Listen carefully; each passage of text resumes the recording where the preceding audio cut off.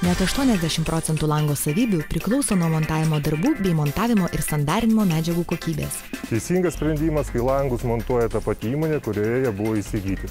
Tokiu būdu pasiekiama aukštesnė darbų kokybė, naudojamas tam tinkamos medžiagos, darbuotojai žino savo produktą, žino jo specifiką, žino kokias medžiagas, kokioje situacijoje reikia naudoti. Kitaip tariant, montuoja ne taip, kaip moka, o taip, kaip reikia. Kitas dalykas – garantijos. Ta pati įmonė garantuoja tiek langų, tiek montavimo darbų kokybę.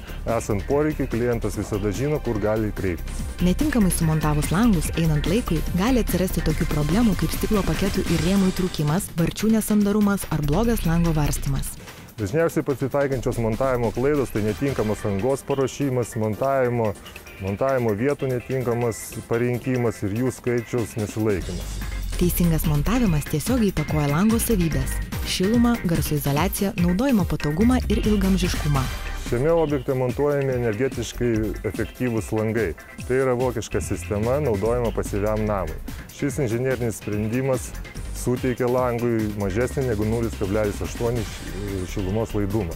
Langų montavimas sudaro 2 etapai – langų tvirtinimas ir sandarinimas. Kalbant apie langų tvirtinimą, reiktų atkreipti dėmesį į lango pagrindo paruošimą, tvirtinimo vietų bei tvirtinimo vietų angoje skaičių.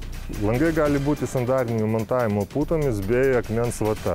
Po to įrengiant garo izoliacinį ir garo difuzinį sluoksnį. Teisingas langų montavimas turi labai didelę įtaką energijos taupymui. Šiuolaikinės statybinės ir termoizoliacinės medžiagos leidžia gerokai sumažinti šilumos nuotėkius iš pastatų ir užtikrinti, kad į išorę iš vidaus patektų kuo mažiau šilumos energijos.